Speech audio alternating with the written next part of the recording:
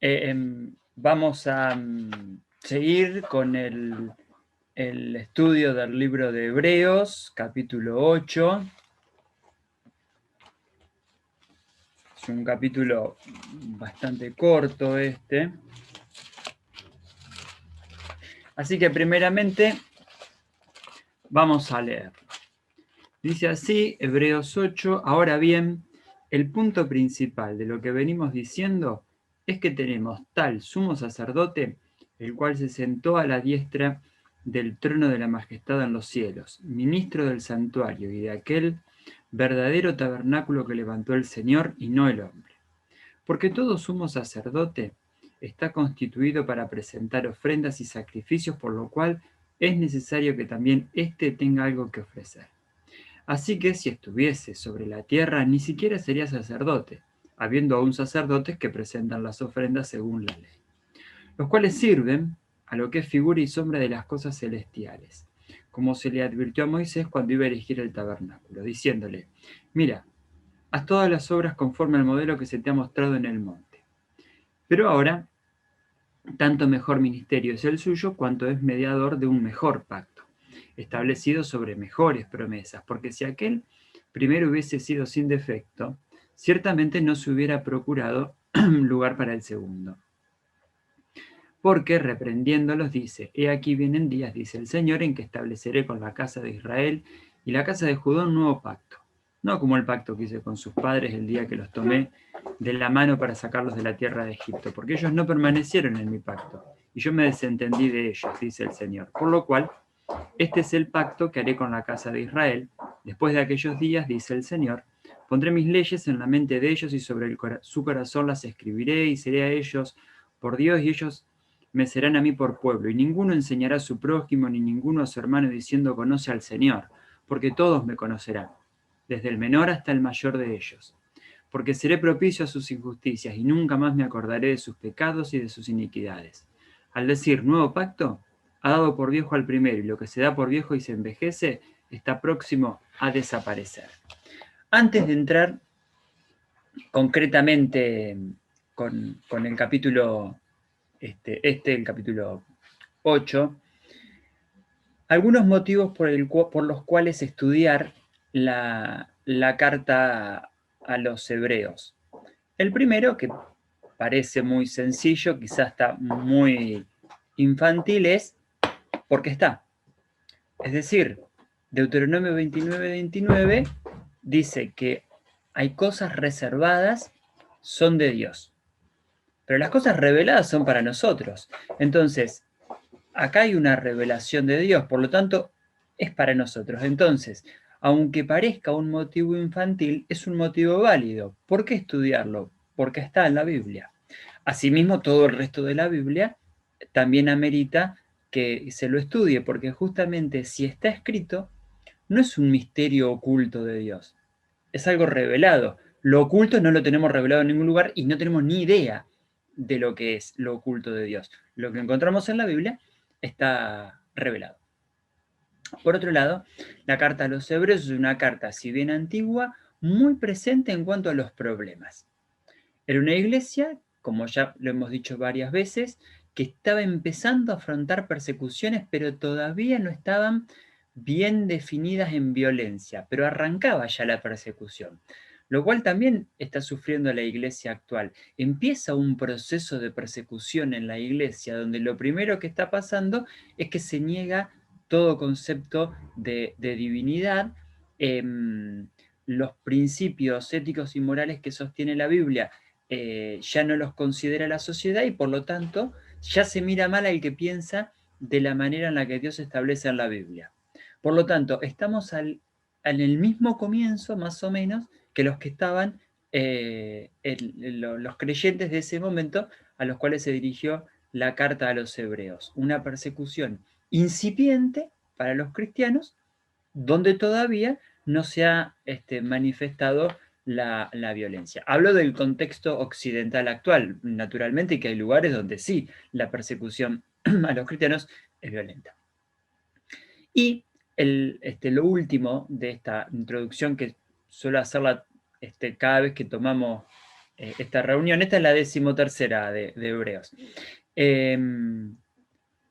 Es que muchas personas en esa iglesia estaban siendo tentadas a decir, yo sigo creyendo en Cristo, pero ya en un Cristo rebajado.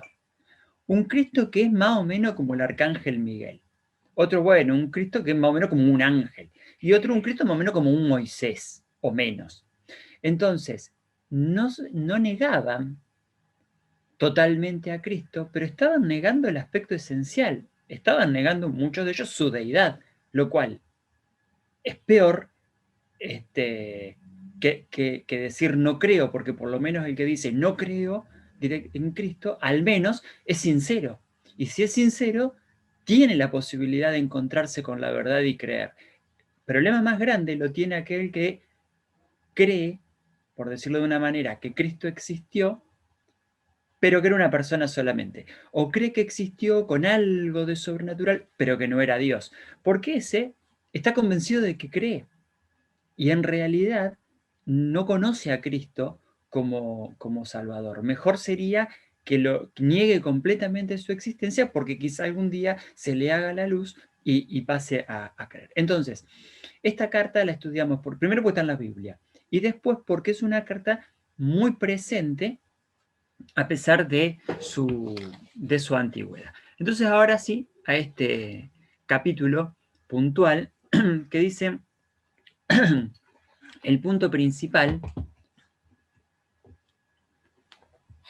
es el centro de la cuestión, no es un resumen. Si cuando está diciendo el punto principal no está resumiendo. Esto es cuando uno dice toda la Biblia se resume en un versículo. Si toda la Biblia se resumiera en un versículo, ¿para qué está todo el resto? No se resume todo en un solo punto. Sería muy simplista decir toda la Biblia la encontramos en esta línea y el resto sobra. Entonces, bueno, cuando habla de punto principal está hablando del centro de la cuestión de lo que él venía hablando, no de un resumen. Bueno, ¿cuál es el centro, el kit de la cuestión? Bueno, el sumo sacerdocio de Cristo, que Cristo es el verdadero sumo sacerdote. Eso es el punto principal de lo que viene diciendo.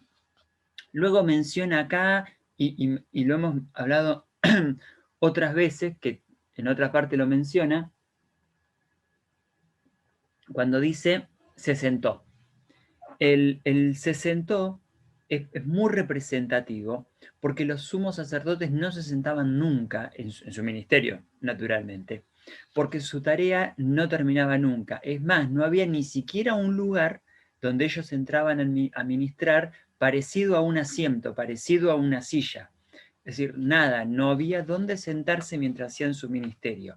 Porque aparte, aún si uno diría, bueno, el tipo estaba cansado, se sentaba en el piso. No, hubiese sido gravísima la falta, porque el sumo sacerdote entraba a ministrar en el lugar santísimo, que se lo consideraba como la representación del trono y la gloria de Dios. Entonces, si el sumo sacerdote se sentaba porque se sentía mal, porque estaba muy cansado, por lo que fuera, aún en el piso, lo que se estaba considerando es que esa persona se estaba sentando en el trono de Dios, con lo cual era una blasfemia, pero de un tamaño impresionante. Entonces ningún ser humano se hubiese permitido sentarse en el ministerio, en el lugar santísimo. Es un sacrilegio. Cristo se sentó, dice, eso está, bueno, en varias partes, pero también lo encontramos en Hebreos 1:3. ¿Por qué se sentó Cristo? Porque dijo, consumado es. Es decir, dijo, bueno, esto acá se terminó, está consumado. Porque Cristo hizo todo lo que era posible hacerse. Entonces, al sentarse, da por concluida la tarea. Esto es como la creación. ¿Vieron que dice, bueno, y después Dios descansó? ¿Qué estaba cansado Dios por crear el mundo? No, estaba cansado. Cuando dice descansó, la idea es más o menos el equivalente a se sentó. Bueno, el mundo está creado. ¿Sí? Esto está marchando ya. Del tema creación, dejo. Ya está hecho. Entonces, esa es la idea de Dios descansó. No es que el séptimo día estaba más cansado que en el quinto y que en el cuarto. Entonces acá Cristo se sentó, dio por concluida. Lo que vino a decir es, todo lo que había que hacerse para la salvación de la humanidad ya está hecho. Entonces, da por concluida la tarea, eso no es una cuestión menor, porque cuando encontramos que alguien le quiere poner un adicional a la salvación, lo que está diciendo es que Cristo se equivocó, que la tarea no estaba terminada o que no fue suficiente lo que Cristo hizo. Entonces, cuando alguien le agrega algo más a la salvación, ¿sí?, no está siendo demasiado justo, demasiado santo. Lo que está diciendo es que lo que Cristo hizo no alcanza, no es suficiente. Está diciendo, Cristo fue un inepto, un ineficiente, porque no pudo hacer bien la tarea. Cuando alguien dice, sí, hay que creer en Cristo para salvarse, y además hay que hacer esto, cuando digo además hay que hacer, estoy diciendo, bueno, lo que Cristo hizo está incompleto. Si está incompleto, bien no está. Estará regular, estará más o menos, estará mal, estará pésimo, pero bien no está. Entonces, cuando alguien le agrega algo a la salvación, atenta directamente contra lo que Cristo hizo. Y es decir, atenta contra Cristo mismo. Por eso no debemos ver el agregado a la salvación diciendo, bueno, está equivocado, pero miren qué santidad, qué celo. No, no. Cuando le agregan algo, es un atentado directamente contra Cristo y su obra. Entonces decíamos, el sentarse es un simbolismo, el sentarse a la derecha, a la diestra, como dice, es un simbolismo también. Es verdad que por un lado era un lugar de honor sentarse a la derecha, pero también el Sanedrín, el tribunal judío de los 70 ancianos que tenía funciones legislativas, judiciales, a veces ejecutivas también, el Tribunal Supremo judío tenía un secretario sentado del lado a la izquierda que anotaba las condenas y un secretario sentado al lado derecho que era el que anotaba las absoluciones, los perdones. Por eso, no solo que se haya sentado a la derecha, simbólicamente, me está diciendo que se está sentando en el lugar del secretario que anotaba los perdones. En Juan 3:17 dice que él vino justamente a salvar. Entonces no es menor que diga se sentó al lado que se anotaba el perdón. Cristo se sentó, dice, con Dios Padre en su trono. Y un día los creyentes también vamos a ser invitados para sentarnos en ese trono, está en Apocalipsis 3:21. No porque lo merezcamos, obviamente. Desde el versículo 2 hasta el versículo 5, en el momento en que esta carta se escribe, el tabernáculo que nombra acá, hacía 1000 años más o menos que no se usaba más. Vaya a saber dónde estarían las partes de la estructura. Era una carpa con particularidades, pero al fin y al cabo era una tienda. Ya hacía 1000 años, un milenio entero que no se usaba más porque se había hecho el templo de Salomón, y este templo que estaba en ese momento, que sería el segundo o el tercer templo, depende cómo lo contemos, porque el primero de Salomón fue destruido, el segundo templo fue modificado de una manera tan grande que hubo que voltear todo para hacer un templo nuevo. Ese templo que estaba vigente era ese último. Ya les digo, podía ser el segundo o el tercero, porque fue tan grande la modificación que se lo consideró un templo nuevo, de hecho. Bueno, a ese templo le quedaban unos 5 años de vida, más o menos, hasta que terminó destruido también. Lo destruyeron los romanos.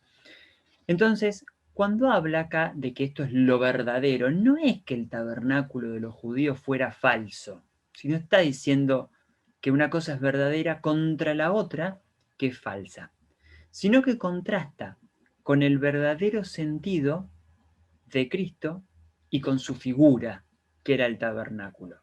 Entonces no está diciendo, no, pero lo anterior era malo. No, no, no es que era malo, era una figura. Esto sería como ver a una persona y ver una foto, ¿sí? O vernos nosotros en la iglesia cara a cara, o estar viéndonos como estamos viéndonos ahora por Zoom. Entonces, cuando digo yo veo a la persona, en realidad yo estoy viendo una representación gráfica de la persona. Por eso a veces veo que se quedó tildado, que me empieza a hacer así la pantalla, y no es que la persona está ahí con un tembleque de mano, es la figura. Entonces, esto es como ver la realidad y ver la figura. Cristo es la realidad. el antiguo tabernáculo no era lo falso, era la representación, era la copia, vamos a decir de una manera. Era la foto que uno ve, una copia, no la realidad. Yo veo la foto de alguien, digo, es fulanito, yo sé quién es, esta es Cristina, veo la foto, pero en realidad es la foto de Cristina. Me sirve para un montón de cosas una copia. Una copia uno la compara, la estudia, la examina, la analiza, pero la realidad es que la prueba la tengo con el original, no la tengo con una copia. Entonces habla de lo verdadero que es Cristo, no frente a lo falso, que era el tabernáculo, sino a la copia. Era una copia de Cristo, no era Cristo. El versículo 3 dice que concluyó, consumado, es que terminó. Si Cristo terminó, que no hace más nada ya, no.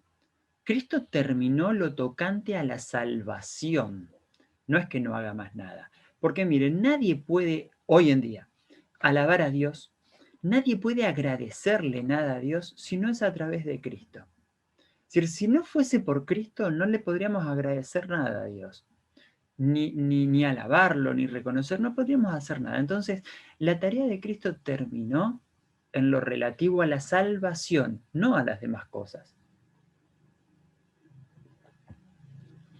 Entre otras cosas, sostiene al mundo. Por lo tanto, si hubiese terminado todas sus tareas, el mundo tampoco podría llegar a existir. Decíamos que el templo terrenal era una copia, es decir, no el original, el original era el celestial. Decíamos que las copias sirven, pero no son la prueba. La copia existe porque existe un original, es decir, la foto de cada uno de nosotros existe porque existimos nosotros, si no, no habría foto de la cual mostrar. Entonces el contraste no es la ley mala, Cristo bueno, sino la ley una copia. No era la salvación, no podía brindar la salvación. El original, Cristo, es quien nos brinda la salvación. Dice el versículo 6 que es el mediador. Mediador está entre, obviamente, al menos dos partes, en este caso, dos partes. Dios y nosotros. Los antiguos sacerdotes judíos eran mediadores. Moisés fue un mediador y hasta los profetas también eran mediadores. Como este pacto que Dios hizo es mejor que el anterior, entonces necesitaba un mediador mejor que los anteriores. No alcanzaba un sacerdote, no alcanzaba un Moisés, ni como Moisés, ni el Moisés resucitado, no alcanzaba ningún ser creado, por lo tanto, Dios mismo era necesario como un mediador. El pacto anterior no era malo, habíamos dicho, pero el pacto anterior tenía defectos. De la ley estamos hablando. Uno puede decir, ¿cómo que tenía defectos? Claro, tenía una parte defectuosa. ¿Cuál era esa parte defectuosa? Es que había promesas de Dios y Dios siempre las cumple.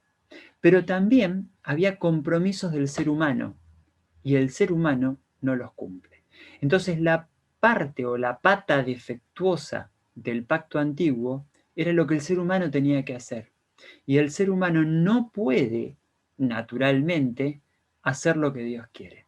Por más que se esfuerce, por más que intente, no puede. De hecho, incluso es un poco un ejercicio mental esto de decir, por más que el ser humano quiera, no puede. En realidad, ¿saben cuál es el primer problema? El ser humano no quiere. Es decir, naturalmente no queremos hacer aquello que Dios espera de nosotros. Ya va más allá de que queremos y no podemos. No queremos directamente. Cuando uno se pregunta, dice, ¿cómo puede una persona no interesarse por Dios? Es que es lo natural.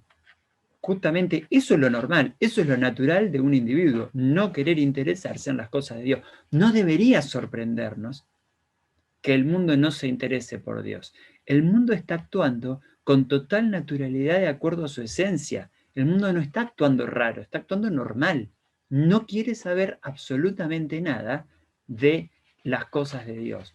Es Dios mismo, es el Espíritu Santo el que obra en el individuo, querer buscar a Cristo, querer buscar a Dios. Decíamos entonces, el antiguo pacto tenía una parte defectuosa. no Dios, el ser humano que incumple con lo que tendría que haber hecho.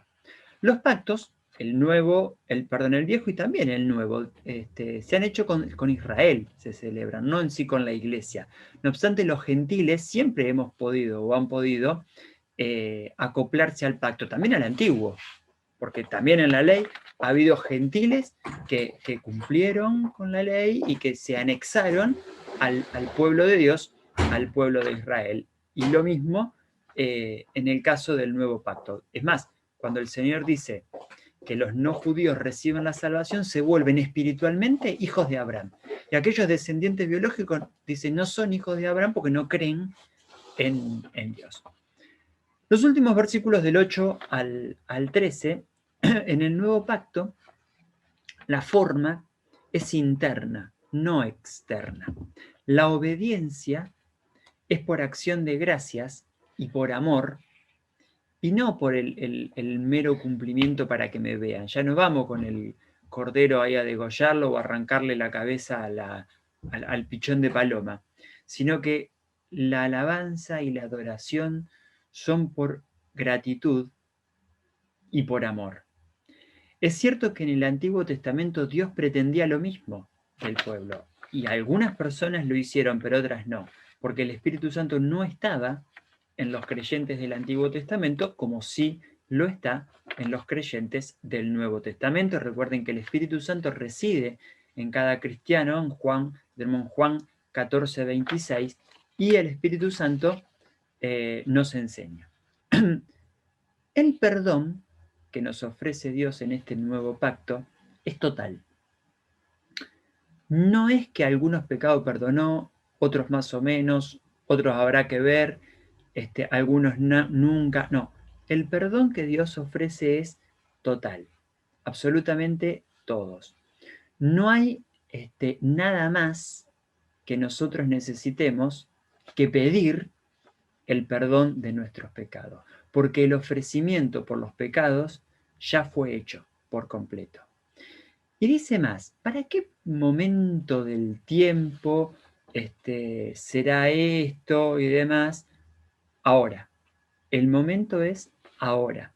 Dice el versículo 13, y al decir nuevo ha dado por viejo al primero, y lo que sea por viejo envejece y está próximo a desaparecer. Por lo tanto, el momento del tiempo es ahora, en este momento del tiempo. Quizá una de las cosas que más resiste el pueblo de Israel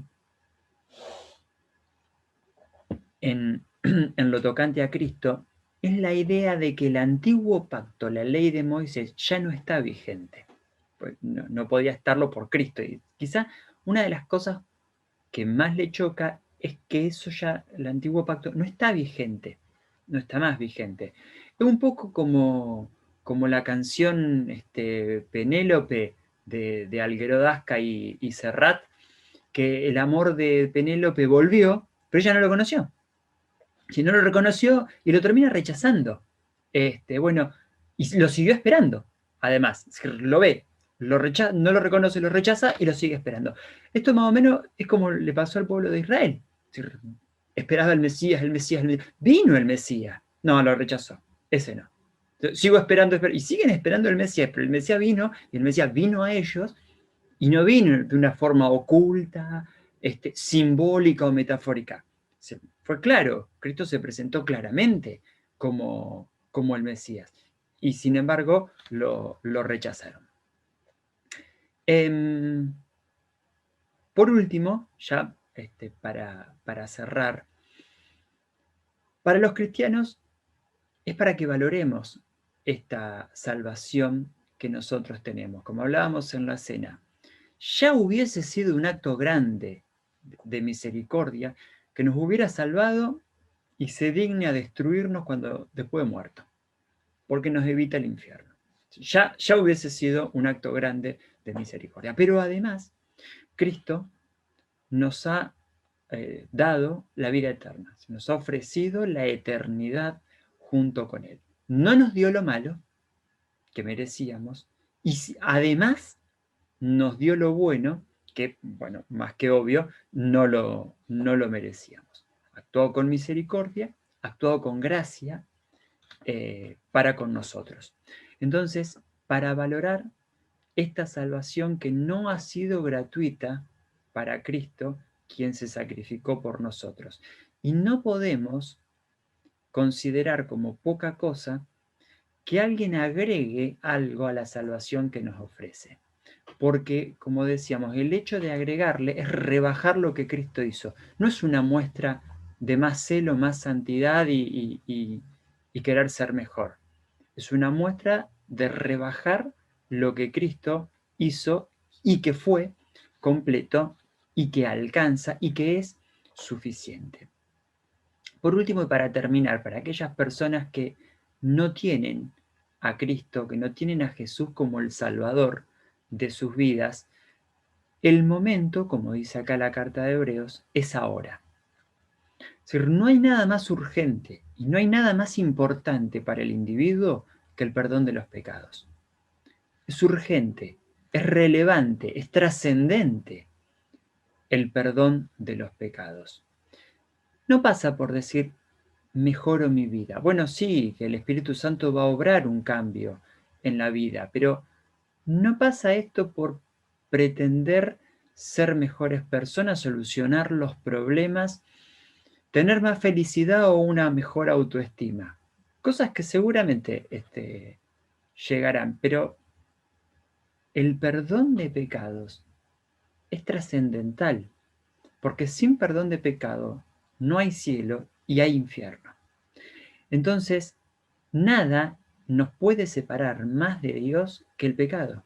Es el pecado lo que nos separa de Dios. Y por lo tanto, solucionar el problema del pecado en la vida de cada uno es importante y además es urgente. Si no somos salvos es porque Cristo todavía no nos salvó. Pero si Cristo no nos salvó todavía, ¿saben por qué es? Porque no se lo hemos pedido.